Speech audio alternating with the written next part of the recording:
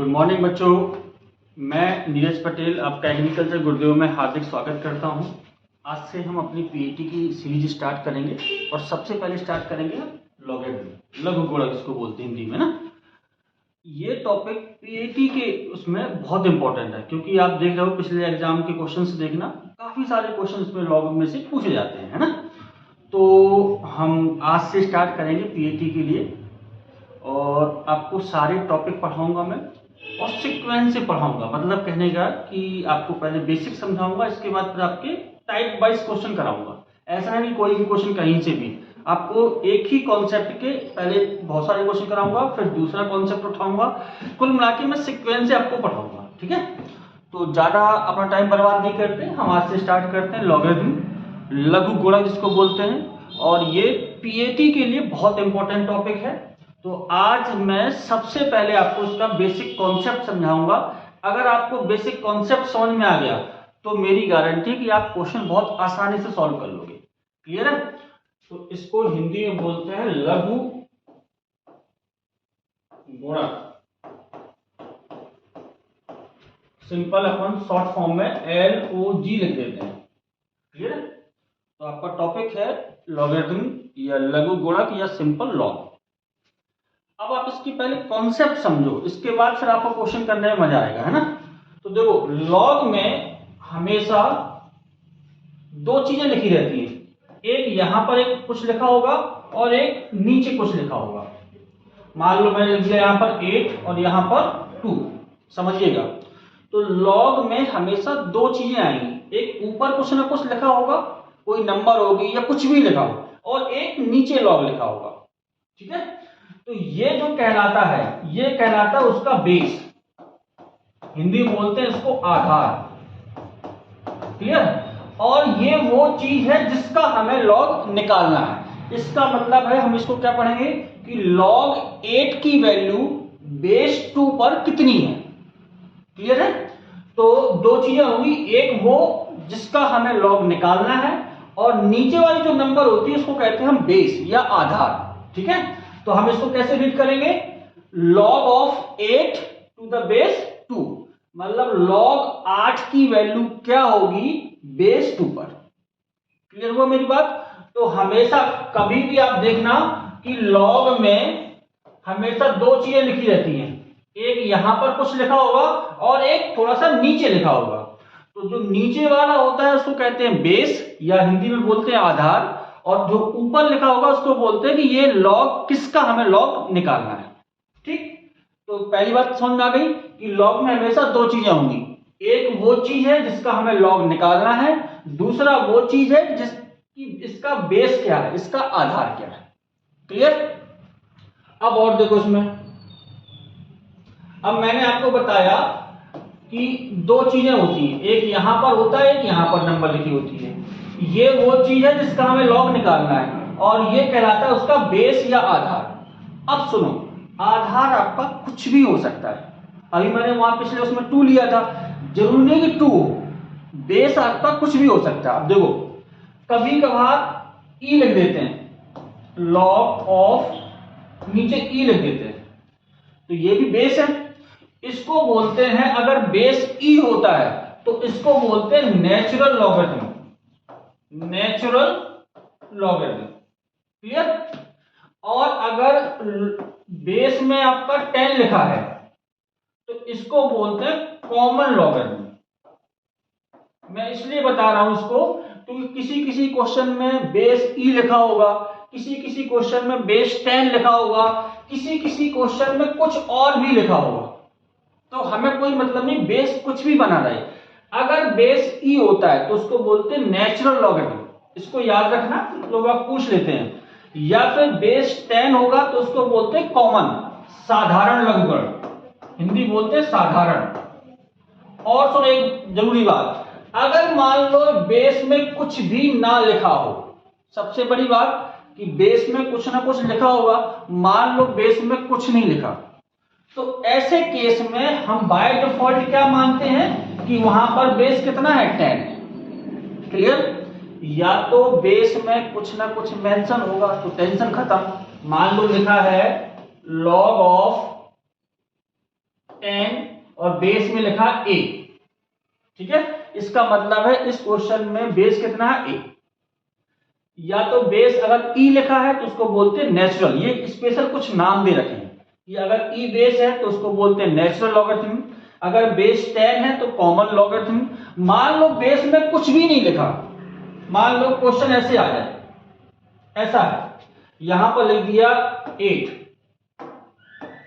यहां पर 8 लिख दिया और यहां पर बेस में कुछ भी नहीं लिखा, तो हम जब भी बेस में कुछ ना लिखा हो तो हम बोलते हैं कि ये बाय डिफॉल्ट कितना है इसमें 10। ठीक है, तो सबसे पहली बात तो लॉग का स्ट्रक्चर कैसा होता है मैं पहले बता चुका हूं पिछली उसमें स्लाइड में कि लॉग में हमेशा दो चीजें आएंगी, एक वो चीज कहलाती है जिसका हमें लॉग निकालना है और नीचे उसका बेस होता है। अब बेस आपका कुछ भी हो सकता है, कुछ भी, ए बेस भी लिख सकते हैं, ई लिख सकते हैं, 10 लिख सकते हैं या कुछ और भी। तो बस इन दो के स्पेशल नाम होते हैं कि अगर ई बेस है तो उसको बोलते हैं नेचुरल लॉगरिथम, अगर बेस 10 है तो कॉमन लॉगरिथम या साधारण लघुगुणक। अगर मान लो बेस कुछ भी नहीं है, क्वेश्चन में मेंशन नहीं है, तो आपको बाय डिफॉल्ट क्या लेना है, बेस वहां पर क्या लेना, 10। क्लियर है मेरी बात? तो ये दो बातें समझ में आ गई आपकी कि लॉग में क्या क्या होता है, किसको क्या बोलते हैं वो। ठीक है, अब थोड़ा सा इसके आगे बढ़ते हैं। तो लॉग में आपने देखा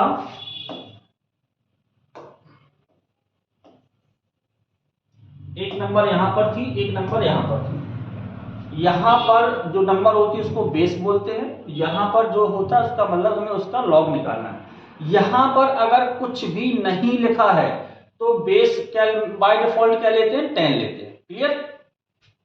अब हम, आपने एक ऐसी नंबर देखी होंगी 2 की पावर 3 मान लो 8 लिखा है, ये कॉमन क्वेश्चन है, हर क्वेश्चन में हमें इसकी जरूरत पड़ेगी। तो ये इसका मतलब क्या होता है, 2 की पावर 3 मतलब 8, मतलब 2 कितनी बार है, 3 बार।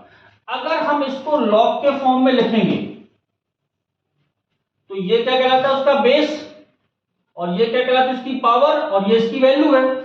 तो जो बेस है वो बेस में रहता है, जो इक्वल टू में लिखा है वो यहां पर आएगा, और जो पावर है वो आपकी ये आएगी। तो पहली बात होता है कि ये नंबर में से लॉग को लिखना और लॉग से वापस इस पे जाना, तो ये बहुत बेसिक चीज है। तो हम देखो कैसे लिखते हैं, जो बेस होता है वो लॉग का बेस बन जाता है, जो इक्वल टू में है वो आपका यहां आ जाएगा, और जो पावर होती है वो इक्वल टू के उस तरफ चली जाती है। इसको कैसे पढ़ते हैं, log of 8 base 2, log of 8 base 2। Log 8 की वैल्यू कितने बेस पर, 2 बेस पर कितनी है, 3। ठीक है, जैसे मैं और लिखूं 4 की पावर 3 इक्वल टू कितना लिखा है, 64।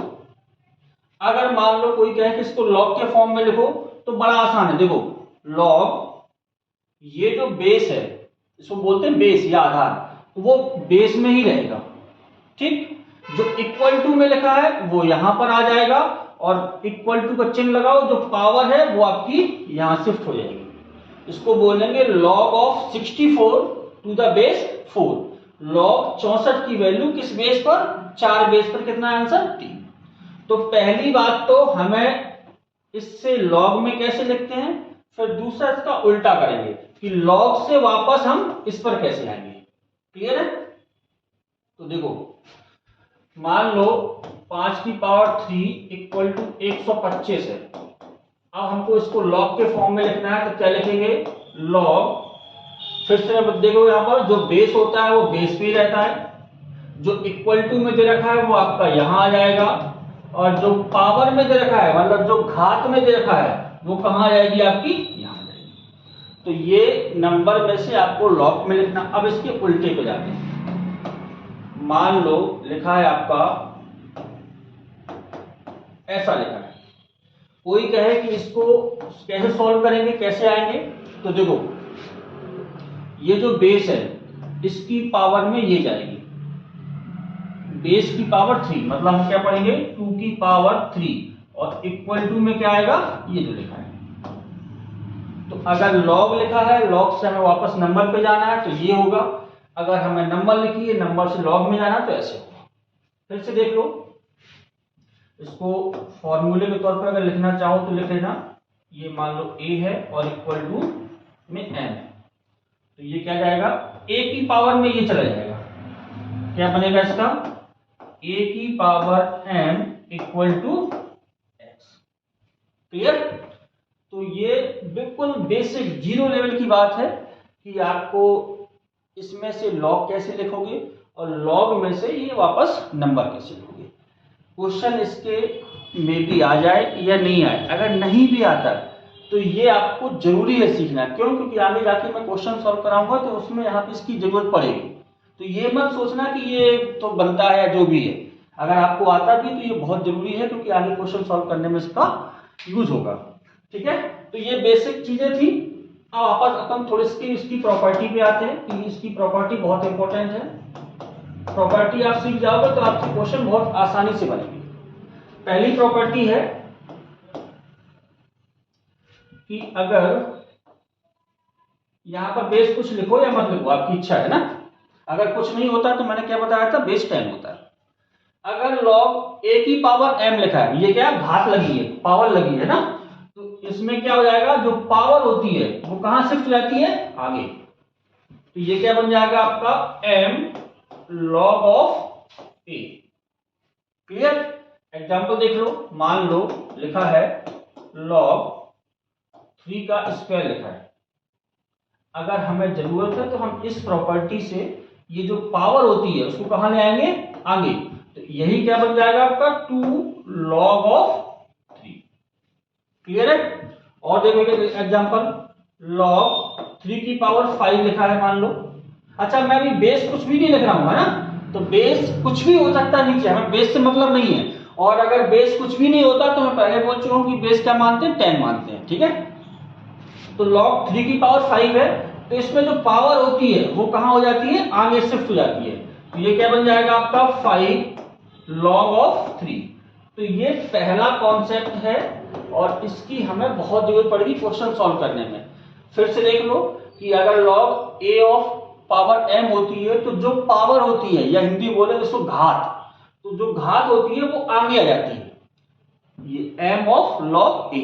ये मैंने दो एग्जांपल बता दिए हैं कि log ऑफ 3 का स्क्वायर लिखा है तो 2 आगे आ जाएगा, 2 ऑफ log 3 बन जाएगा। अगर log 3 की पावर 5 लिखा है तो 5 कहां आ जाएगा, आगे आ जाएगा। तो ये आपका कॉन्सेप्ट है और ये उसी के दो एग्जांपल है। क्लियर? चलो आगे बढ़ते हैं अपन। दूसरा कॉन्सेप्ट है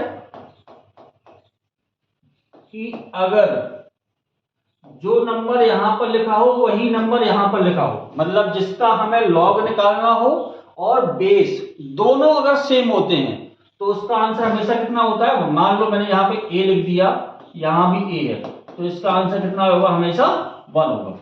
जैसे मान लो लिखा है log ऑफ 5, कुछ नहीं सोचना आपको, आंसर 1।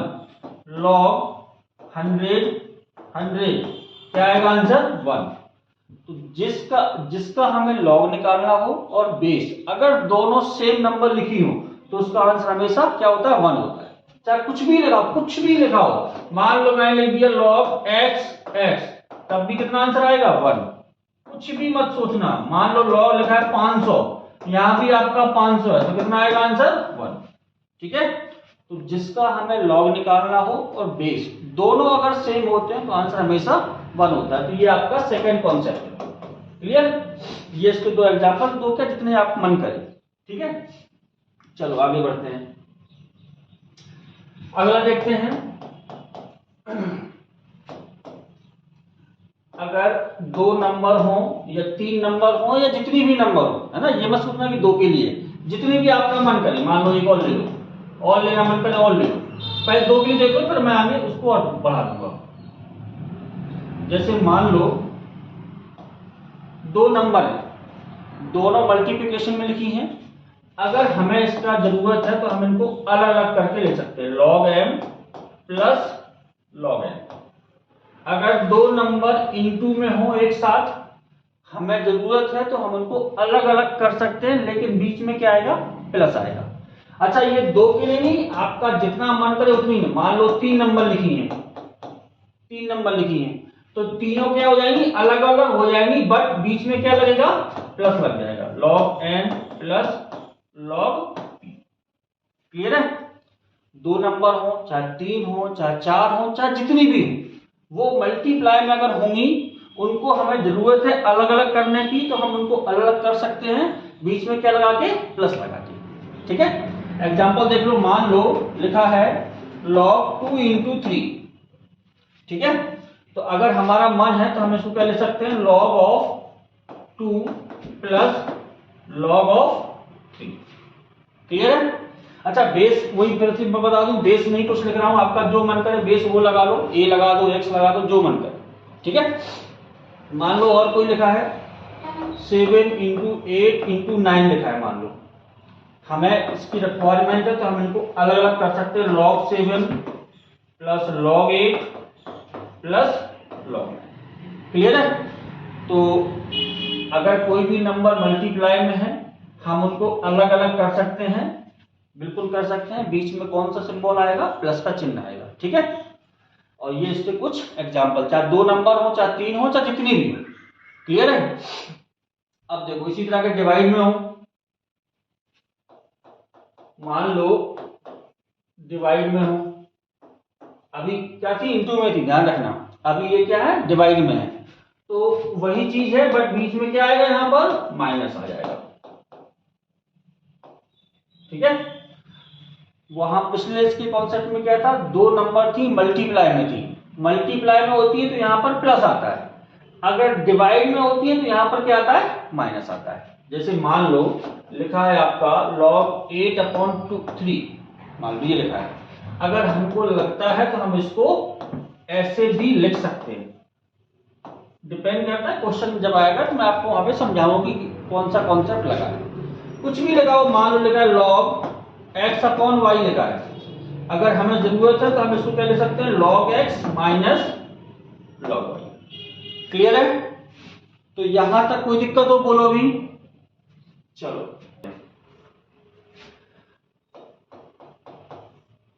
log ऑफ 1 की वैल्यू किसी भी बेस पर कितनी होती है, 0 होती है। याद रखना, log ऑफ 1 की वैल्यू किसी भी बेस पर यहां पर आपका कुछ भी लिखा हो, कुछ भी, तो उस पर वैल्यू क्या आएगी, हमेशा 0 आएगी।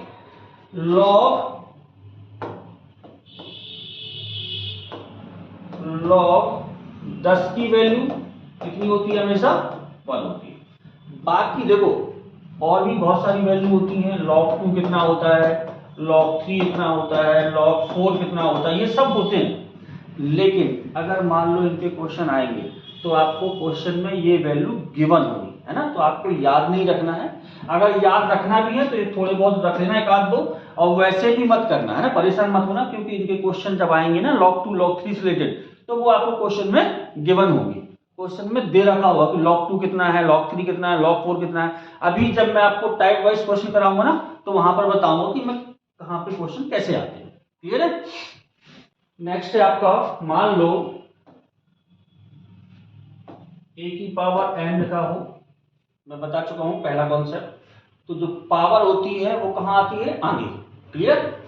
क्या हो जाएगा इसका, m log ऑफ a। समझना, मान लो अभी बेस में कुछ नहीं है, मान लो मैंने बेस में भी कुछ लिख दिया, a की पावर m, यहां पर लिख दिया x की पावर y, बेस में भी पावर लगी है और यहां भी पावर लगी है, तो टेंशन नहीं है, ये आगे आएगी और इसकी पावर भी आगे आएगी। कैसे लिखा जाएगा, m ऊपर रहेगा और ये y नीचे रहेगा, और log ये कितना a है और यहां पर कितना है x। मेरी बात समझ में आ गई? देखो पहले इसको देखो, अभी बेस कुछ भी नहीं है, a की पावर m लगा है, तो m कहां जाएगा, आगे। ये बिल्कुल फर्स्ट कॉन्सेप्ट में आपको बता चुका हूं।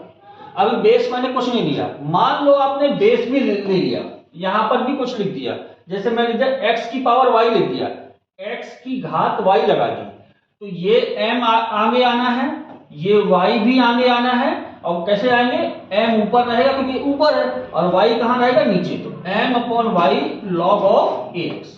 ठीक है? तो इसको भी आप याद रखना, क्योंकि इसकी भी हमें जरूरत पड़ेगी जब हम क्वेश्चन सॉल्व करेंगे। क्लियर? यहां पर लिखा है a, यहां पर लिखा है m, समझना। अभी ये क्या है, बेस m है और किसका हम निकाल रहे हैं, a का लॉग निकाल रहे हैं। अगर हमें जरूरत है कि यार ये हमारे आपस में एक्सचेंज हो जाए, मतलब कहने का कि m यहाँ पर पहुंच जाए और a यहाँ पर आ जाए, मतलब जो बेस है वो ऊपर पहुंच जाए और जो ऊपर लिखा है वो बेस बन जाए, तो कर सकते हैं।